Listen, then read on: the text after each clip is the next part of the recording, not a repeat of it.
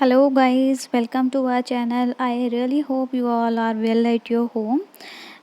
पिछली वीडियो में हम लोगों ने पढ़ा था एथिक्स, उसके मीनिंग्स, वेरियस इश्यूज़ क्या हो सकते हैं ऑर्गेनाइजेशन में, सोसाइटी में, किस कारण से इश्यूज़ हो सकते हैं, वो हम पढ़ चुके हैं अपनी पिछली वीडियो में। और आज हम पढ़ेंगे कि किस कारण से ये इश्यूज़ अराइज़ हो सकते हैं और हम इश्यूज़ को रिज़ॉल्व कैसे करेंगे, कौन कौन से स्टेप्स ले सकते हैं इस इश्यूज़ को रिज़ॉल्व करने के लिए और क्या बेनिफिट होगा। तो हम जानते हैं कि हमारे कुछ स्टेप्स हम ले लेते हैं जिसकी वजह से हमारे ये इश्यूज़ अराइज़ होते हैं। जैसे कि हमारे अनएथिकल इश्यूज़ क्या-क्या हो सकते हैं, जैसे कि हमारे ब्राइबरी, मतलब हम लोगों ने किसी को रिश्वत दी। अब रिश्वत ज़रूरी नहीं है कि मतलब हम लोग ही दें, मतलब हमें मिल भी सकती है और हम लोग किसी को दे भी सकते हैं। मतलब किसी का बेनिफिट के लिए, अपने पर्सनल बेनिफिट के लिए हम लोग किसी को रिश्वत दे रहे हैं, जो कि हमारा गलत चीज़ है। कॉयर्जन में क्या रहता है कि जिसमें हम लोग किसी को फ़ोर्सफुली कुछ गलत काम करने के लिए बोलते हैं, तो ये रहता है, ये भी गलत है। इनसाइडर ट्रेडिंग हम लोग पढ़ चुके हैं, जिसमें हम अपनी कुछ सीक्रेट इन्फॉर्मेशन एक्सटर्नल पार्टीज़ के साथ डिस्क्लोज़ कर लेते हैं। कोई कन्फ्लिक्ट हो जाता है, अनफेयर डिस्क्रिमिनेशन करते हैं, मतलब कि किसी के साथ भेदभाव करना, किसी को ज़्यादा प्रायोरिटी देना, किसी शेयर होल्डर को तो ज़्यादा प्रायोरिटी दे दी और किसी को बिल्कुल नेग्लेक्ट कर दिया। और क्या करना, प्रॉफिट बनाना, प्रॉफिट अर्न करना बाय अडॉप्टिंग इल्लीगल मीन्स, मतलब कि गलत रास्तों को यूज़ करके हम लोगों को प्रॉफिट अडॉप्ट करना। ये कुछ अनएथिकल इश्यूज़ रहते हैं जिनकी वजह से हमारे ऑर्गेनाइजेशन में इश्यूज़ अराइज होते हैं। ऑर्गेनाइजेशन के बाहर भी इश्यूज़ अराइज होते हैं। एक हमारी जो पार्टीज़ हैं उनका हमारी कंपनी के ऊपर से ट्रस्ट ख़त्म हो जाता है, गवर्नमेंट का ट्रस्ट ख़त्म हो जाता है और हमें लॉस होने लगता है। तो ये इश्यूज़ ना अराइज़ हों, ये इश्यूज़ रिज़ॉल्व हो जाएँ, इसीलिए हमें कुछ एथिक्स का, कुछ कोड ऑफ कंडक्ट्स का, कुछ स्टैंडर्ड्स को फॉलो करना होता है, ताकि ये सभी चीज़ें हमारी ऑर्गेनाइजेशन में हो ही नहीं। ठीक है, तो आज हम पढ़ेंगे इन इश्यूज़ को रिज़ॉल्व कैसे कर सकते हैं।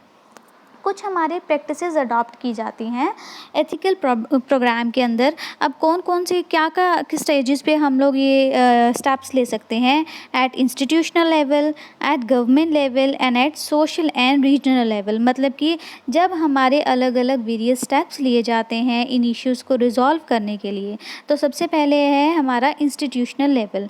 तो इंस्टीट्यूशनल लेवल मतलब कि हमारी ऑर्गेनाइजेशन बहुत सारे मेजर स्टेप्स ले सकती हैं, मेजर कोड ऑफ कंडक्ट्स लगा सकती हैं। जैसे कि हैं एथिकल कोड ऑफ कंडक्ट, मतलब कि जब हमारे कुछ रूल्स, कुछ स्टैंडर्ड्स फिक्स कर देंगे जो कि हमारे एम्प्लॉयज़ को गाइड करेंगे कि आपको ये काम ऐसे करना है, आपको ये काम ऐसे रेगुलेट होगा, इस डायरेक्शन में मूव नहीं करना। क्योंकि हमारे जो एम्प्लॉयज़ होते हैं वो किस लिए कंसर्न होंगे कि वो हमसे क्या एक्सपेक्ट करते हैं, कि वो सक्सेसफुल कैसे रहेंगे, उन्हें ये काम कैसे करना है, कैसे अपने स्टेप में, अपने काम में वो सक्सेसफुल हो सकते हैं। जब हम उनको कुछ स्टैंडर्ड्स, कुछ हैंड बुक दे देंगे, कुछ रूल्स एंड रेगुलेशन, कुछ पावर दे देंगे, तो ये इश्यूज़ अराइज़ ही नहीं होंगे और हमारे एम्प्लॉयज़ भी खुश रहेंगे, प्रॉपरली वो काम होता रहेगा।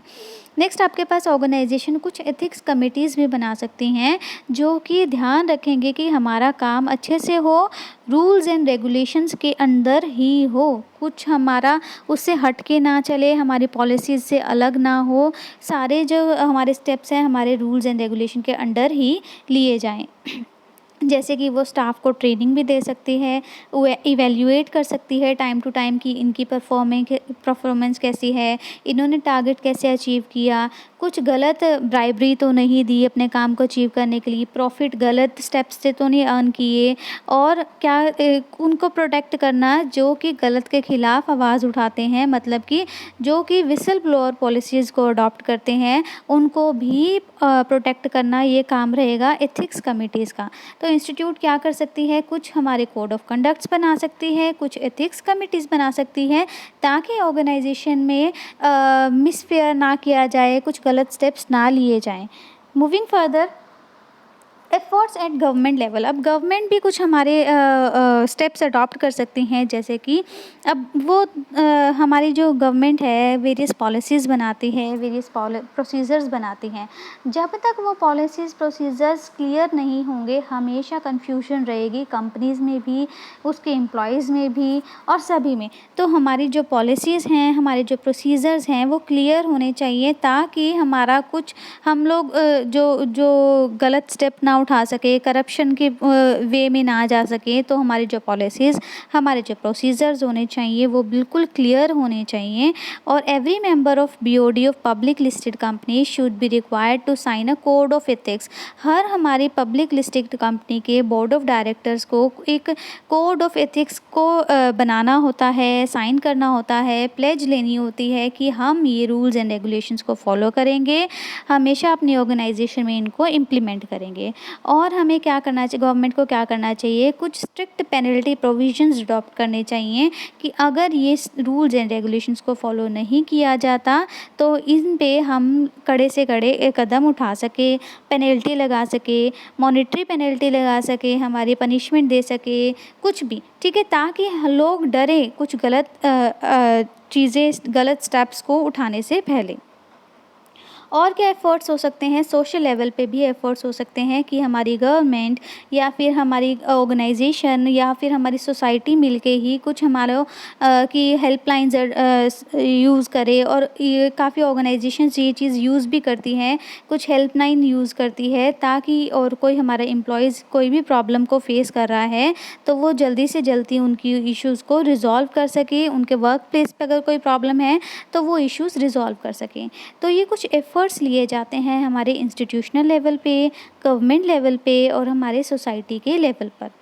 मूविंग फर्दर, कुछ हमारे एथिकल कोड्स हैं जो कि हमारे आते हैं क्लोज़ 49 के अंदर। अब क्लोज़ 49 तो हमें पता ही है क्या होता है, कि ये हमारे कुछ लिस्टेड एग्रीमेंट्स होते हैं हमारी स्टॉक एक्सचेंज और हमारी कंपनीज़ के अंदर, जिसको हमारी कंपनीज़ को, हमारी कॉर्पोरेट ऑर्गेनाइजेशन को फॉलो करना होता है। तो ये कुछ एथिकल कोड्स हैं, जैसे कि the code is intended to provide guidance to board of directors and senior manager personnel to manage the affairs of companies in an ethical manner, जो कि हमारे बोर्ड ऑफ डायरेक्टर्स को, हमारे सीनियर मैनेजर्स को guide करती है कि आपको अपनी ऑर्गेनाइजेशन कैसे रन करनी चाहिए, किन किन रूल्स एंड रेगुलेशंस को फॉलो करना चाहिए, ताकि वो वेरियस जो इश्यूज़ हैं उनसे डील कर सके, उनको सॉल्व कर सके, अनएथिकल जो भी स्टेप्स हैं उनको रोक सके और हमारा एक कल्चर बना सके ऑनेस्टी का, अकाउंटेबिलिटी का, और अपनी ऑर्गेनाइजेशन को स्मूथली रन कर सके। इसीलिए कुछ एथिकल कोड्स बनाए गए क्लॉज 49 के अंदर भी। अब ये एप्लीकेबल कहाँ पर होते हैं, ये क्लोज एप्लीकेबल्स होते हैं, ये कोड्स एप्लीकेबल होते हैं सारे बोर्ड ऑफ मेंबर्स के ऊपर, क्योंकि यही लोग होते हैं जो पॉलिसीज़ प्रोसीजर्स बनाते हैं, वेरियस कोड ऑफ कंडक्ट्स बनाते हैं, हमारे सीनियर मैनेजर, हमारे बोर्ड ऑफ डायरेक्टर्स। तो इनको ध्यान रखना होता है कि ये इन कोड्स को फॉलो करें, ध्यान दे कि कंपनी में ये चीज़ अप्लाई भी हो रही है या नहीं हो रही। Next, core values of desirable code. कुछ हमारी ये कोड हैं, इससे हम लोग क्या उम्मीद करते हैं, उम्मीद करते हैं कि ये ट्रस्ट वर्दी रहें, रिस्पॉन्सिबल रहे, मतलब कि जिनको जो काम दिया जाए वो अपनी रिस्पॉन्सिबिलिटी पूरे से करें, केयरिंग हो हमारे एम्प्लॉयज़ के लिए, हमारे स्टेक होल्डर्स के लिए, हमारे शेयर होल्डर्स के लिए, गवर्नमेंट के लिए, रिस्पेक्ट रखें, फेयरनेस रखें। फेयरनेस क्या रहेगा कि सबके साथ इक्वालिटी से ट्रीट करें। और सिटीज़नशिप, मतलब कि सिटीज़नशिप का मतलब यहाँ पर है कि हमारी सिविल ड्यूटीज़, सिविल राइट्स क्या रहेंगे हमारी गवर्नमेंट के लिए, हमारी सोसाइटी के लिए, हमारे वर्कर्स के लिए हमारे क्या सिविल ड्यूटीज़ रहेंगी। तो ये कुछ डिज़ायरेबल कोड्स हैं, डिज़ायरेबल स्टैंडर्ड्स हैं जिनको अचीव करना चाहते हैं हर ऑर्गेनाइजेशन। तो ये हमारे जो कुछ भी, अगर कोई भी ऑर्गेनाइजेशन अपने ऑर्गेनाइजेशन को रन प्रॉपर्ली स्मूथली रन करने के लिए कोड्स बनाती हैं, तो उन्हें वो कोड्स अपनी वेबसाइट पर भी मेंशन करने चाहिए, ऑनलाइन मेंशन करने चाहिए। सारे के सारे हमारे बोर्ड ऑफ डायरेक्टर्स और सीनियर मैनेजर्स इसको फॉलो करना चाहिए। एनुअल रिपोर्ट में भी इसके बारे में डिस्क्लोज़ किया जाना चाहिए। और अगर ये कोड्स को फॉलो नहीं किया जा रहा, इसका रीज़न भी बताना चाहिए कि किन कारण से इन कोड्स को फॉलो नहीं नहीं किया जा रहा। तो ये कुछ डिज़ायरेबल कोड हैं, ये 6 डिज़ायरेबल कोड हैं। अगर एक ऑर्गेनाइजेशन में ये 6 चीज़ें हैं तो कभी भी कुछ भी इश्यूज़ अराइज़ नहीं हो सकते ऑर्गेनाइजेशन के अंदर। Moving further, code of conduct क्या कहता है? कोड ऑफ कंडक्ट यही होता है कि हमारी जो स्टैंडर्ड्स हैं अचीव करें हमारे बोर्ड ऑफ डायरेक्टर्स, हमारे सीनियर मैनेजर्स, ताकि अपनी ऑर्गेनाइजेशन में वो एथिकल कंडक्ट को मेंटेन कर सकें, एक स्मूथली ऑर्गेनाइजेशन को रन कर सकें। वो कैसे होगा? जब वो एटमोस्ट गुड फेथ के ऊपर चलेंगे। अब एटमोस्ट गुड फेथ के प्रिंसिपल हम लोग पढ़ चुके हैं पहले कि जो हमारे दोनों पार्टीज़ रहें वो किसी से भी कुछ ना छुपाएं, एक दूसरे को सब कुछ डिस्क्लोज़ करें, इम्पॉर्टेंट टर्म्स डिस्क्लोज़ करें, एक दूसरे से सच्चाई के उस पे चलें, कुछ भी मतलब मिसलीड ना करें। और क्या रहेगा कि अपनी ड्यूटीज़ प्रॉपरली वेल परफॉर्म करें, तभी हमारा properly code of conduct apply होगा ऑर्गेनाइजेशन में। किसी भी गलत डिसीज़न में ना जाए, ब्राइबरी ना ले, कोई भी गिफ्ट अडॉप्ट ना करे, पेमेंट ना करे, किसी को ले ना पेमेंट गलत वे से काम करने के लिए और ना ही किसी को दें। और क्या रहेगा कि हमारी एक इनसाइडर ट्रेडिंग में इन्वॉल्व ना हो, अपनी ऑर्गेनाइजेशन के जो सीक्रेसी है उसको मेंटेन करके रखें, और हमारे जो शेयर होल्डर्स हैं उनको मेंटेन रखें। हमारे जो कंपनी की एसेट्स हैं, एसेट्स चाहे वो फिज़िकल एसेट्स हैं, चाहे वो इंफॉर्मेशन के बेसिस में हमारी एसेट्स हैं, उनको एक सीक्रेट वे में रखें। ऐसा ना हो कि इसको भी बाहर हमारी इनसाइडर ट्रेडिंग की तरह डिस्क्लोज़ कर दे, ऐसा कुछ भी नहीं होना चाहिए। इन्हीं ये कुछ कोड ऑफ कंडक्ट्स को, कुछ प्रिंसिपल्स को फॉलो करके हम अपनी ऑर्गेनाइजेशन को स्मूथली रन कर सकते हैं। तो ये कुछ स्टेप्स थे जिसकी हेल्प से हम लोग अपने जो ये कुछ स्टेप्स हैं जिनके हेल्प से हम लोग अपने अनएथिकल प्रैक्टिसेस को, अनएथिकल इश्यूज़ को हम लोग रिज़ॉल्व कर सकते हैं। चाहे वो हमारे स्टेट लेवल पर हो, हमारे गवर्नमेंट के लेवल पे हो, या फिर हमारे ऑर्गेनाइजेशन के लेवल पर हो।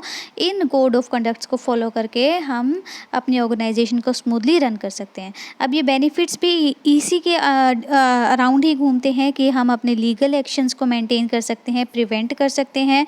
इलीगल एक्शंस के डायरेक्शन में हम लोग मूव नहीं करेंगे अगर हम ये कोड ऑफ कंडक्ट्स को फॉलो करेंगे।